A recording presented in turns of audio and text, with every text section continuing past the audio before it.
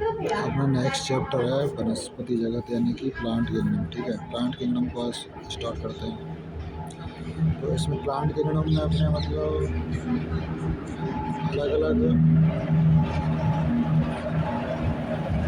Part में डिवाइडेशन किया गया है। जैसे पहला शैवाल, फाइटर, टेरिडोफाइटा, जिम्नोस्पर्म। ठीक है, तो इसमें स्टार्ट अपन करेंगे। जो मैंने मेन चीज़ बताया इसमें जो मैं पढ़ाता हूँ आप लोगों को, इसमें एक चीज़ ध्यान रखनी है, जो हाईलाइटेड जो पॉइंट होते हैं ना, हाईलाइटेड जो लाइन होती है वो उस पर ज़्यादातर ध्यान रखना, और टेबल वगैरह सब पढ़नी है। तो अपन स्टार्ट कर रहे हैं यहाँ से। फंजाई, कवक और मोनेरा प्रोटिस्टा वर्ग के सदस्य हैं। ये जो फंजाई यानी कवक, मोनेरा और प्रोटिस्टा वर्ग के सदस्य हैं जिनमें कोशिका भित्ति होती है। इसमें क्या पाई जाती है? कोशिका भित्ति। प्लांट वर्ग से निकाल दिए गए हैं, यद्यपि वे पहले वर्गीकरण के अनुसार एक ही जगत में थे। पहले जो मतलब क्लासिफिकेशन हो ना, बात के अकॉर्डिंग तो ये एक ही जगत में है, परंतु अब अलग अलग है गया। इसलिए साइनोबैक्टीरिया जिन्हें नीलहरित शैवाल भी कहा जाता है, साइनोबैक्टीरिया को कहा जाता है नीलहरित शैवाल। अब शैवाल नहीं है, अब शैवाल नहीं है, वो नीलहरित शैवाल है। इस अध्याय में हम प्लांटी के अंतर्गत शैवाल, ब्रायोफाइटा, टेरिडोफाइटा, जिम्नोस्पर्म, एंजियोस्पर्म के बारे में करेंगे, जो कि मैंने आपको स्टार्ट में बता दिया है। ठीक है, आकारिकी के गुणों जैसे प्रकृति, रंग, पत्तियों की संख्या आकृति के आधार पर वर्गीकरण करते हैं। ठीक है, लेकिन जो मॉर्फोलॉजिकल जो कैरेक्टर होते हैं, उनकी मॉर्फोलॉजिकल जो गुण होते हैं इनके, जैसे प्रकृति, रंग, पत्तियों की संख्या आकृति, तो ये वर्गीकरण का आधार है। एक तरीके से ये मुख्यतः काय गुण उपवंग की रचना के आधार पर होते हैं। जीनियस के अनुसार वर्गीकरण कृत्रिम होता है। कृत्रिम यानी कि जो मानव द्वारा जो संपन्न करा जाए, एक तरीके से कृत्रिम है। तो प्राकृतिक वो होते हैं जो कि मतलब प्रकृति द्वारा प्रेरित होते हैं। ठीक है, इसके विपरीत प्राकृतिक वर्गीकरण जीवों में प्राकृतिक संबंध बाह्य गुणों के साथ साथ भीतरी गुणों पर, मतलब बाह्य गुणों से संबंधित है परंतु भीतरी गुणों से भी संबंध रखता है। जैसे परारचना, शारीर यानी एनाटॉमी, भ्रूण विज्ञान और पादप रसायन के आधार पर विकसित हुआ है। विश्व पादपों के इस वर्गीकरण को जॉर्ज बेंथम व जोसेफ डॉल्टन बुकर ने, इम्पोर्टेंट है कि प्राकृतिक जो वर्गीकरण है अपना जॉर्ज बेंथम और जोसेफ डॉल्टन बुकर ने दिया था। ठीक है, वर्तमान में हम जाति वृत्ति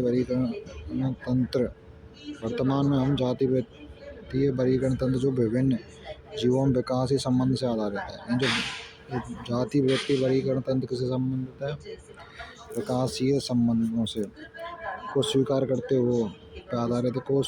हुए ये पता लगता है कि समान टैक्सा के जीवों के पूर्वज एक ही थे। भाई देखो, टैक्सा यदि समान है, सेम टैक्सा है, तो इसके पूर्वज भी एक ही तो होंगे। ठीक है, भिन्न भिन्न जैसे तो उनके अलग अलग होंगे। हम वर्गीकरण की कठिनाई को हल करने के लिए विभिन्न सूचनाओं तथा अन्य स्रोतों का उपयोग करते हैं। ठीक है, यह तब और भी कठिन हो जाता है उनके पक्ष में कोई भी जीवाश्म प्रमाण उपलब्ध नहीं है।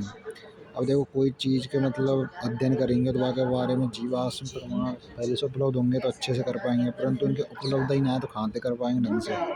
ठीक है, तो संख्यात्मक वर्गी की जिसे सरलता से कंट्रीकृत किया जा सकता है, सभी अवलोकनीय गुणों पर आधारित है। ठीक है, तो संख्यात्मक जो वर्गी की है ना, वो अवलोकनीय गुणों पर, इस कौन से गुणों पर? अवलोकनीय गुणों पर आधारित है। सजीवों के सभी गुणों को एक नंबर तथा एक कोड दिया जाता है और इसके बाद प्रोसेस किया जाता है। इस प्रकार प्रत्येक गुण को समान महत्व दिया जाए, समान को एक कोड दिया जाए स्पेसिफिक, एक नंबर दिया जाए स्पेसिफिक। तो भाई उसी आधार पर प्रत्येक गुण को समान महत्व है। ऐसा नहीं है कि भाई इसको ज़्यादा प्रायोरिटी दी जा रही है और दूसरे को कम है। ठीक है, तो संख्यात्मक वर्गीकरण में एक नंबर और एक कोड दिया जाता है, तो प्रत्येक गुण को इसमें समान महत्व दिया जाता है। और उस समय सैकड़ों गुणों को ध्यान में रखे जाएं तब वर्गीकरण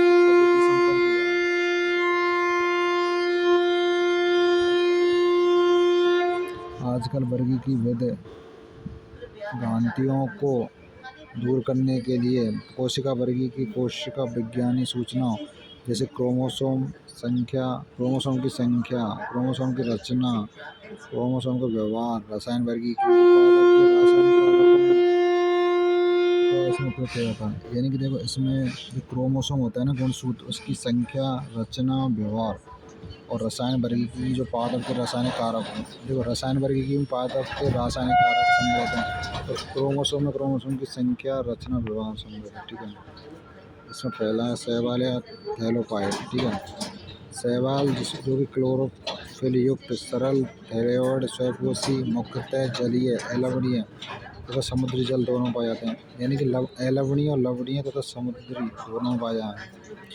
अन्य आवास जैसे नमयुक्त पत्थर, मिट्टी, लकड़ी में भी पाए जाते हैं। कवक या लाइकेन में तथा प्राणियों के संगठन में पाए जाते हैं जैसे स्लॉथ, रीछ। शैवालों के माप तथा आकार में बहुत विभिन्नता पाई जाती है। शैवाल का जो माप है और आकार में बहुत अधिक विभिन्नता पाई जाती है। ये कॉलोनी जैसे बॉल बॉक्स में कॉलोनी बना के रखते हैं, कॉलोनी के रूप में रहना जैसे बॉल बॉक्स।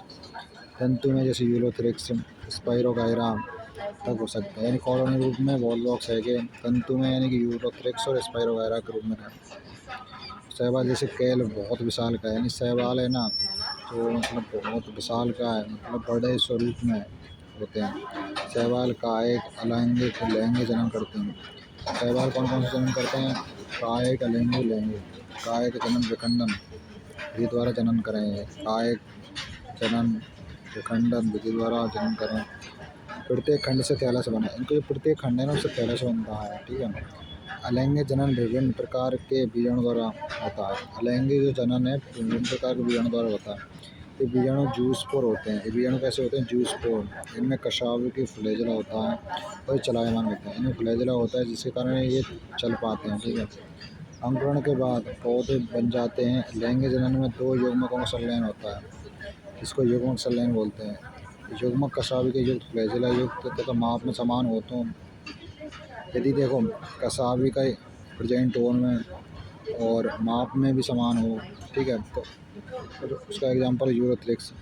फ्लैजेला विहीन यानी फ्लैजेला एब्सेंट है लेकिन माप में समान है। माप में कैसे समान? तो स्पाइरोगायरा। ठीक है, यदि कसावी का उपस्थित है, माप में समान है तो यूरोथ्रिक्स। कसावी का एब्सेंट है और माप में समान है तो स्पाइरोगायरा। ठीक है, ऐसे जनन को समयुग्मकी कहते हैं। ऐसे जनन को क्या बोलते हैं? समयुग्मकी। विभिन्न माप वाले दो युग्मक संलयित होते हैं तो उसको असमयुग्मकी। तो भिन्न भिन्न युग्मक हैं, डिफरेंट डिफरेंट गैमेट फ्यूज हो रहे हैं तो उसे असमयुग्मकी। इन समान समान होते तो समयुग्मकी कहलाते हैं। इसका एग्जाम्पल है यूरोडाइना कि कुछ स्पीशीज विषम युग्मों की लैंगिक जनन में एक बड़े अचल स्तनिक मादा युग्मक से एक छोटा चलायमान और नर युग्मक संलयित होता है। यानी कि नर और मादा युग्मक को संलयन होता है इसमें। ठीक है, एग्जाम्पल है वोल्वोक्स फ्यूकस। ठीक है, शैवाल वर्ग तथा उनके महत्वपूर्ण गुणों को सारांश तालिका में दिया गया है। नॉर्मल चीज़ है। पृथ्वी पर प्रकाश संश्लेषण के दौरान जो कार्बन डाइऑक्साइड यानी CO2 का लगभग आधा भाग मतलब शैवाल स्थिर करें। मतलब प्रकाश संश्लेषण के दौरान जो स्थिरीकरण यानी कि कार्बन डाइऑक्साइड का आधा भाग स्थिरीकरण में शैवाल योगदान देंगे। ठीक है, देखो ये बॉल बॉक्स है। ठीक है, ये बॉल बॉक्स है, बॉल बॉक्स है ये वाली। ठीक है, और ये संतति कॉलोनी है ये। ठीक है, ये देख रही होगी संतति कॉलोनी, ये जनक कॉलोनी, ये पूरी मतलब जनक कॉलोनी और इसमें बीच में दे रखे हैं डॉट डॉट से, तो ये हो गई संतति कॉलोनी। ये पूरा यूलोथ्रिक्स है। ठीक है, और ये हरे शैवाल है दोनों, बॉल बॉक्स और यूलोथ्रिक्स हरे शैवाल में हम। ठीक है, अगला ये अपना लेमिनेरिया और ये प्रेपर्ण है, छत्रिका वृंत स्तपांग। ठीक है, ये पूरे शैवाल में हम है। एक तो अपना एक उधर दे रखे हैं हरे शैवाल में बॉल बॉक्स यूलोथ्रिक्स जो फर्स्ट में अपन पढ़े हैं। उसके बाद हम भूरा शैवाल लेमिनेरिया फ्यूकस डिक्टियोटा, लाल शैवाल में पोरफायरम पॉलीसाइफोनिया। ये लाल शैवाल है, ये पॉलीसाइफोनिया डिक्टियोटा। सो ये पॉलीसाइफोनिया ये है और ये पोरफायरा है वो। पूरे शैवाल में लेमिनेरिया फ्यूकस, यानी ये तो फर्स्ट वाला तो लेमिनेरिया है, ये अपना फ्यूकस है, वो ये फ्यूकस है, ये सेकंड वाला फ्यूकस है, और ये अपना डिक्टियोटा। ठीक है,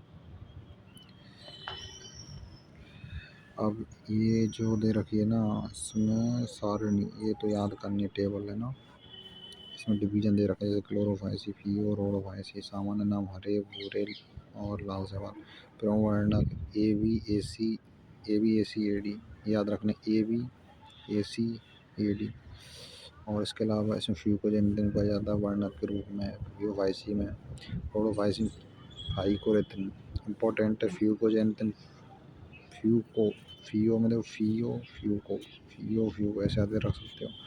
ठीक है, रोडोफाइसिन फाइकोएरिथ्रिन। ठीक है, और इसमें संचित भोजन है, रोडोफाइसिन में starch, Phaeophyceae mannitol laminarin, Rhodophyceae floridean starch, कोशिका वृद्धि, क्लोरोफाइसिन में सेलुलोज की, Phaeophyceae cellulose algin, Rhodophyceae cellulose, flagella की संख्या तथा उनके निवेश की स्थिति, इन 2 और 8 समान सीड्स में पाए जाएंगे, 2 से लेकर 8 तक संख्या पाई जा सके। फियोफाइसी में 2 असमान पार्ट्स भी है और रोडोफाइसी में अनुपस्थित, रोडोफाइसी में तो एबसेंट ही रहे एक तरीके से, और यहाँ में 2 पाई जाएँ, यहाँ में 2 पाई जाएँ, यहाँ में 2 से लेकर 8 तक, यहाँ में समान रहमे, यहाँ में असमान रहमे फियोफाइसी में, यहाँ में अनुपस्थित ही रहमे। और देखिए एलावन लवणीय है, खारा जल, ये तीनों में ही है कॉमन, एलावन लवणीय खारा जल। ठीक है, तो इनका जो आवास है वो है। ठीक है, डिवीजन क्लोरोफाइसी, फियोफाइसी, रोडोफाइसी, वर्णक और मतलब सामान्य नाम हरे भूरे लाल शैवाल, वर्णक ABACAD, और संचित भोजन स्टार्च मैनिटोल लेमिनेरिन है वो, रोडोफाइसी में है वो फ्लोरिडियन स्टार, कोशिका वृद्धि तो सेलुलोज की सब में कॉमन है, परंतु एल्जिन याद रखना है यहाँ पे फियोफाइसी में, और फ्रेजिलाइन 2 से 8 सीड्स पर उपस्थित रहेगी जो समान है, और फियोफाइसी में असमान है वार्षिक रूप से, रोडोफाइसी में उपस्थित है। आवास में लवणीय लवणीय और खारा जल तीनों में कॉमन है। ठीक है,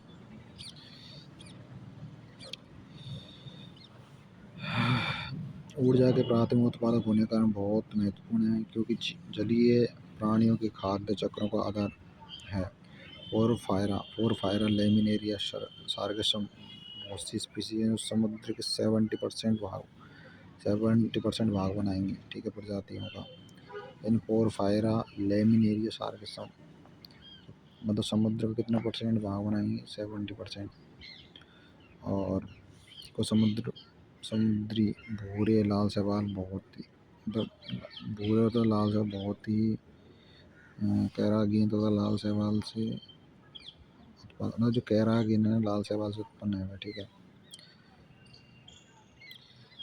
जिनका व्यावसायिक उपयोग जलेडियम ग्रेसिलेरिया में से आकार प्राप्त होता है, मतलब जो देखो लाल शैवाल तो कैरागीन प्राप्त होगा। ठीक है, और इनको जो व्यवसाय जो उपयोग होगा व्यवसाय रूप से, यानी कि व्यवसाय जानते हो अपन कोई बिजनेस वगैरह करें तो वहाँ में उसके लिए मतलब बोल रहा है इसमें ये कि जलेडियम ग्रेसिलिया से एगार प्राप्त होगा, इसका जिसका उपयोग सूक्ष्म जीवों के संवर्धन जैसे आइसक्रीम जेली वगैरह बनाने में। ठीक है, क्लोरेला तथा स्पाइरुलिना एक कोशिकीय शैवाल जो जिसका उपयोग अंतरिक्ष यात्री करें प्रोटीन प्रचुर मात्रा में, यानी अंतरिक्ष यात्री भोजन में लेना है।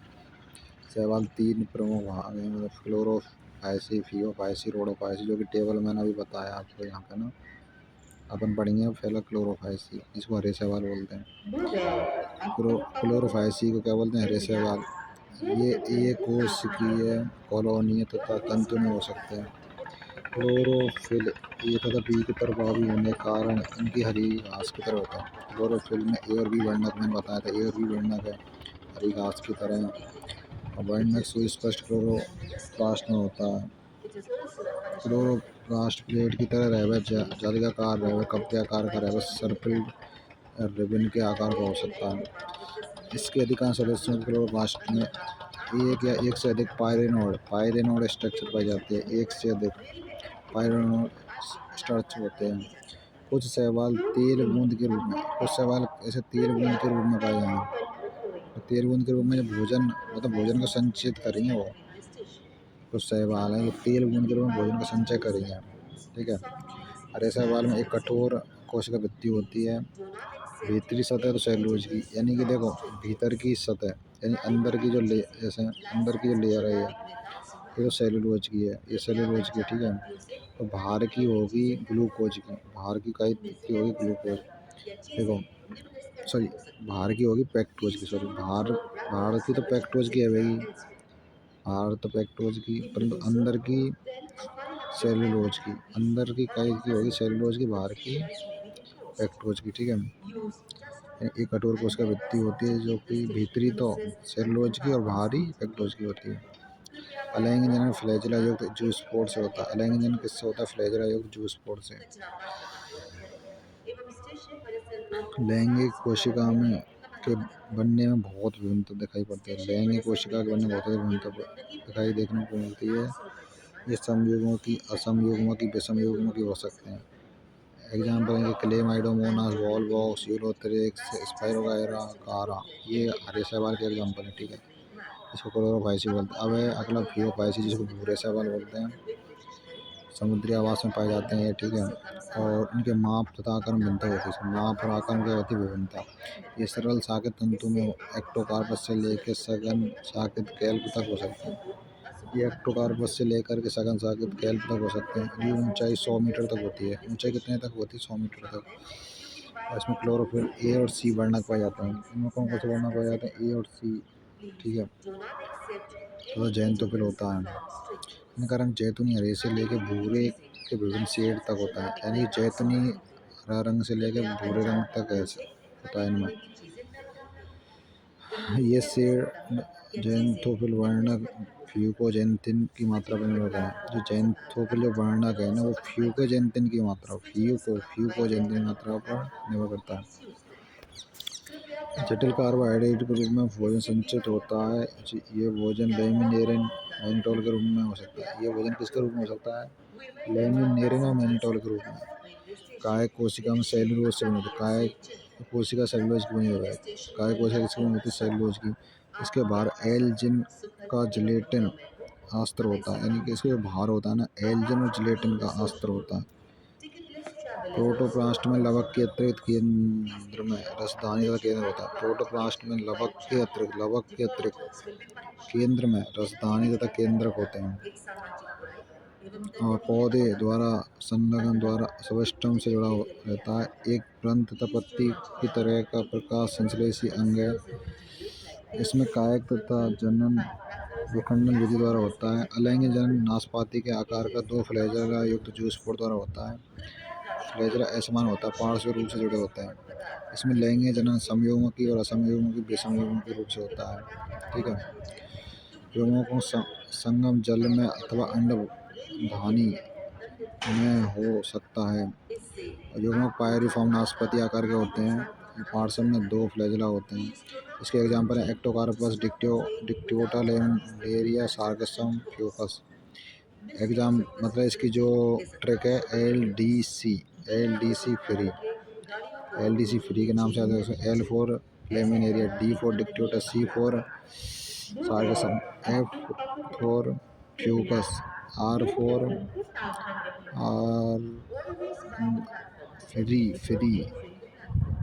हाँ तो लेमिनेरिया हो गया, ठीक है, लेमिनेरिया हो गया, डिक्टियोटा हो गया, D for Dictyota, C for Sargassum हो गया, एफ फॉर फ्यूकस हो गया, और एल डी सी फ्री तो। और एक्टोकार्पस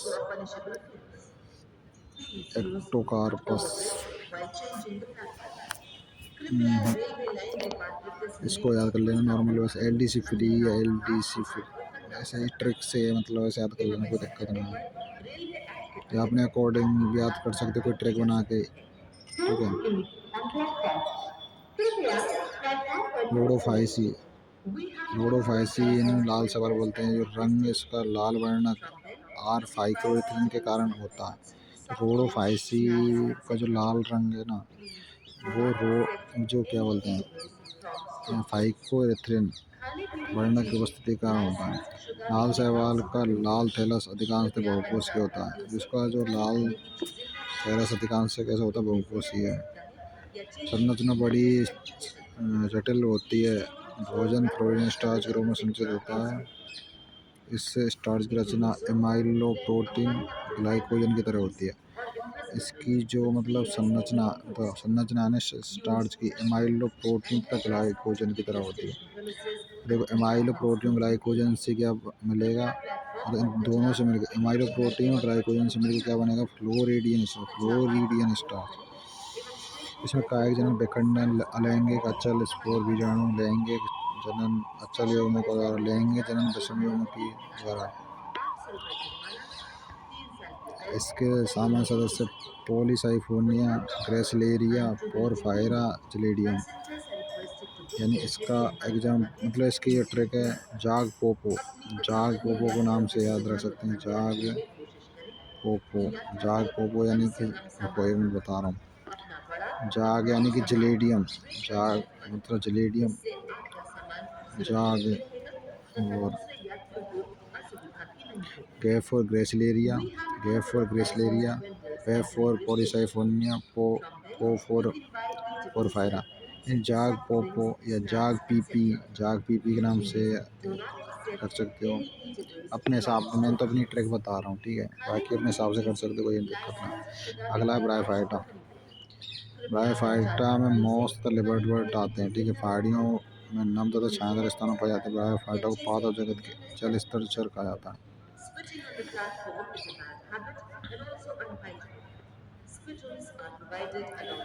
देखो ब्रायोफाइटा में लिबर्टबर्ट, मार्केंसिया, मादा थैलस, नर थैलस, ठीक है। और मॉस में फ्यूनेरिया, युग्मकोद्भिद, बीजाणुविद, स्पेगनम युग्मकोद्भिद, ठीक है।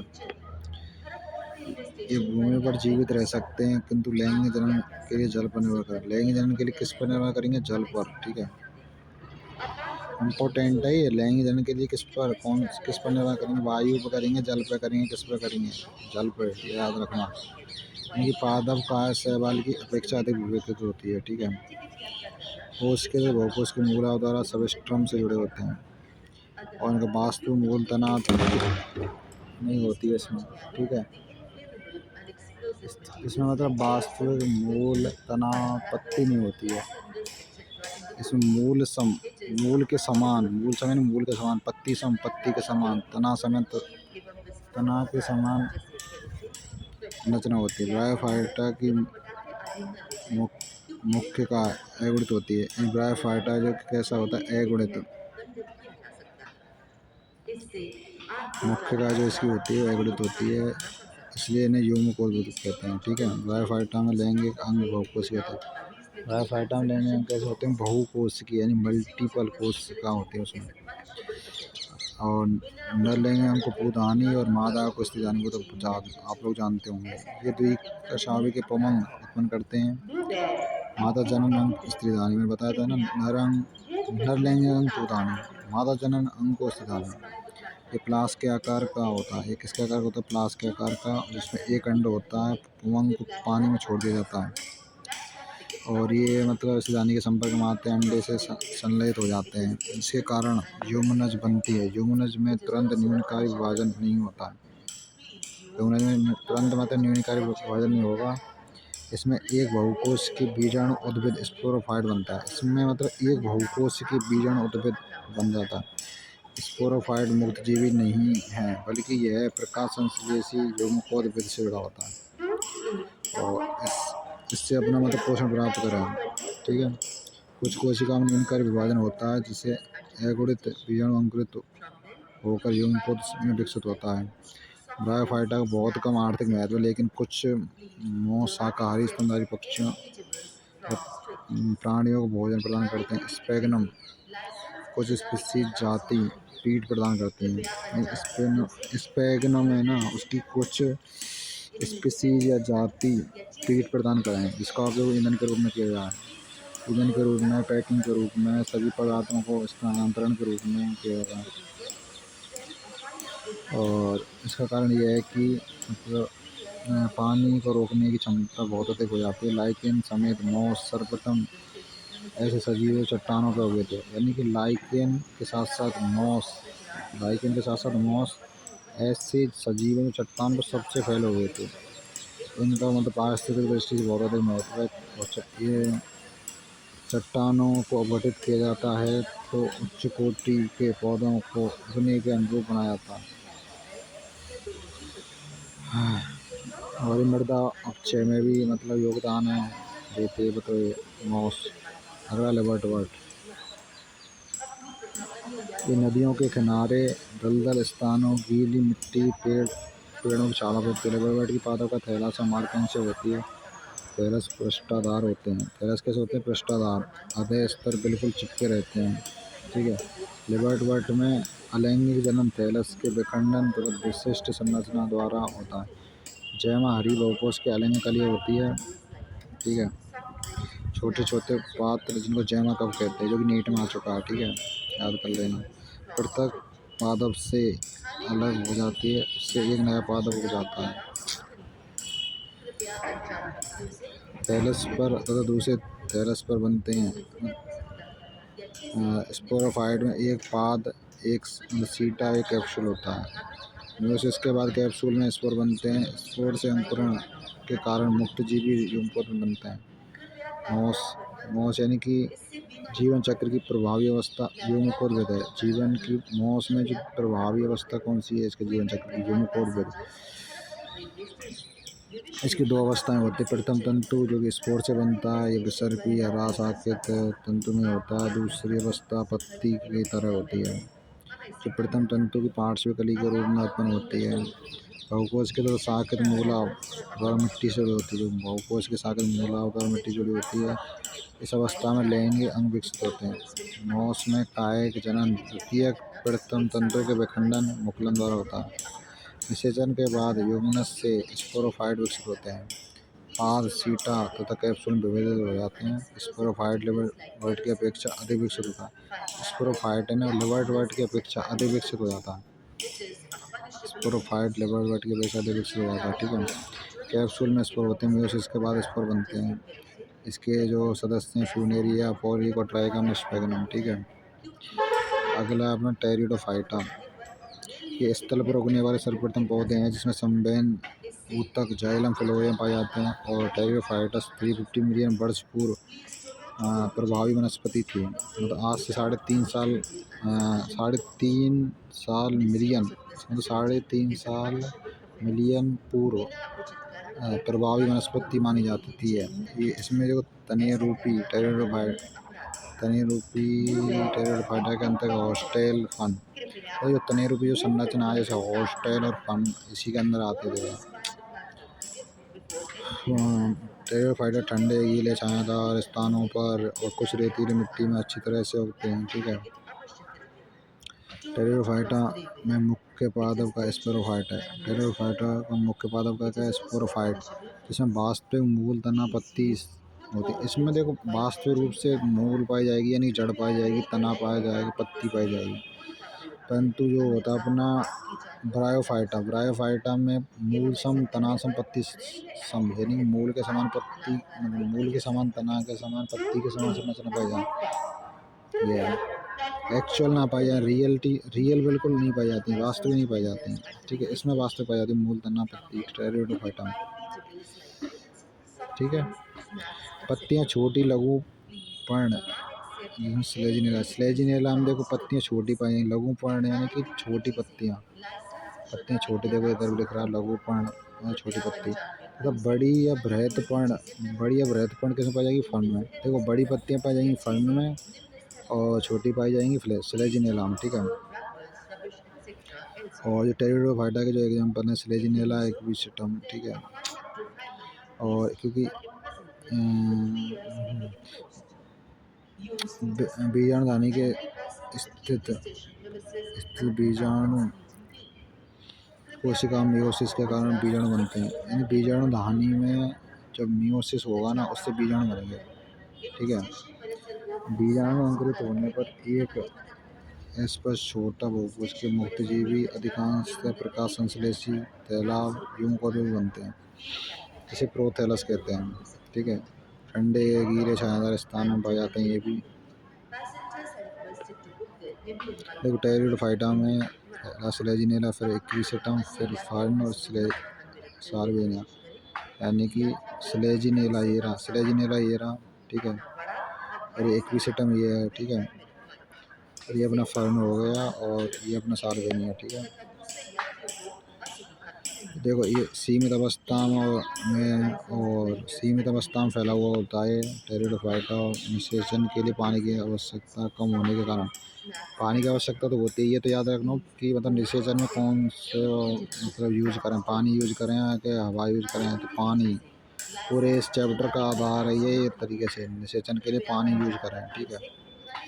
जीवित टेरिडोफाइटा का सीमित व कम भौगोलिक क्षेत्र तक सीमित है, मतलब इसका जो विकास है टेरिडोफाइटा का विकास है, सीमित है और कम भौगोलिक क्षेत्रों तक सीमित है, ठीक है।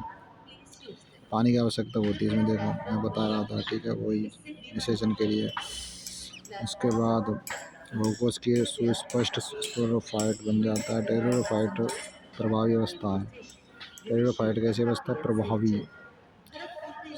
सार्वेनिया में दो प्रकार के बड़े तथा लघु छोटे यानी विषम बीजाणु होते हैं, साल्विनिया और स्लेजिनेला। साल्विनिया और स्लेजिनेला कैसे हैं? विषम बीजाणु, जो कि नीट में आ चुका है। इन विषम बीजाणु कौन कौन से हैं? ऐसे आया था उसमें थे ऑप्शन साल्विनिया और स्लेजिनेला, जो कि सही है बिल्कुल। इसके बाद आ जाओ, टेरिडोफाइटा को चार वर्गों में विभाजित किया। साइरोप्सिडा साइलोटम, लाइकोप्सिडा लाइकोप्स देखो साइलोप्सिडा साइलोटम, लाइकोप्सिडा लाइकोटम, स्लेजिनेला तथा लाइकोपोडियम भी बोलते हैं इसको। स्पिनोप्सिडा इक्विसिटम, स्पिनोप्सिडा क्या इसका एग्जांपल इक्विसिटम। टीरोप्सिडा का ड्रायोप्टेरिस तथा एडियंटम। अगला है जिम्नोस्पर्म। जिम्नोस्पर्म यानी कि जिम्नोस है अनावर्त स्पर्म, ठीक है।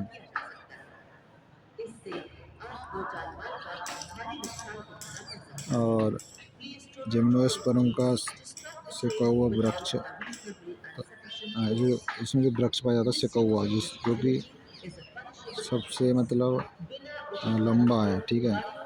और इसकी जो मूल है मूसला मूल, इसमें मूसला मूल पाई जाती है। और इसमें जो वृक्ष पाया जाता है सिका हुआ, जो सबसे लंबा है। और इसमें कवक मूल यानी कुछ कवक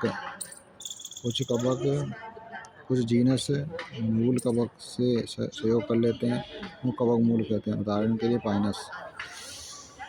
और जबकि कुछ अन्यों की छोटी विशिष्ट मूल नाइट्रोजन स्थिर करने वाले साइनोबैक्टीरिया के साथ सहयोग कर लेते हैं, उनको प्रवाह मूल कहलाते हैं। ऐसे उदाहरण के लिए साइकस, ठीक है।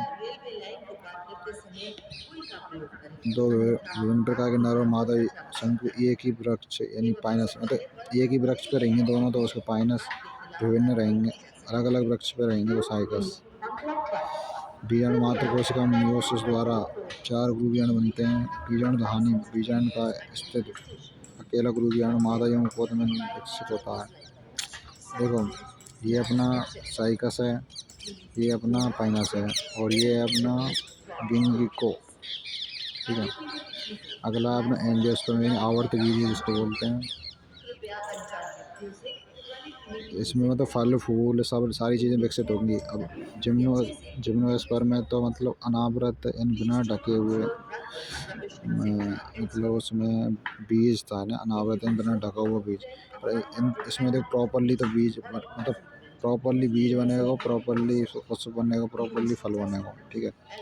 पुष्प पादप अथवा एंजियोस्पर्म परागकण बीजांड विशिष्ट रचना के रूप में विकसित होता है, इसे पुष्प कहते हैं। जिम्नोस्पर्म बीजांड अनावृत, जिम्नोस्पर्म में बीजांड कैसा मैंने बताया ना, अनावृत। एंजियोस्पर्म पुष्पीय पादप है। एंजियोस्पर्म कैसे पादप है? पुष्पीय, ठीक है। और इसमें सूक्ष्मदर्शी जीवों वुल्फिया से लेकर सबसे ऊंचे वृक्ष यूकेलिप्टस, यानी इसमें सबसे छोटा वृक्ष कौन सा है? सबसे छोटा वोल्फिया। सबसे ऊंचा कौन सा है? ये सबसे बड़ा है, सबसे ऊंचा यूकेलिप्टस। और जिम्नोस्पर्म में सिका हुआ है, और इसमें वोल्फिया छोटा और यूकेलिप्टस ऊंचा है, ठीक है। 100 मीटर से अधिक ऊंचे तक है सके इसमें, ठीक है। यूकेलिप्टस है ना 100 मीटर से ऊंचे तक है ऊंचाई में। इनसे हमें भोजन, चारा, ईंधन, औषधियाँ, अन्य आर्थिक महत्व के उत्पाद प्राप्त होते हैं। अब ये एंजियोस्पर्म में द्विबीजपत्री, एकबीजपत्री, ये द्विबीजपत्री है, ये एकबीजपत्री, ठीक है। ये अपना चैप्टर ख़त्म होता है। और ऑल दी बेस्ट।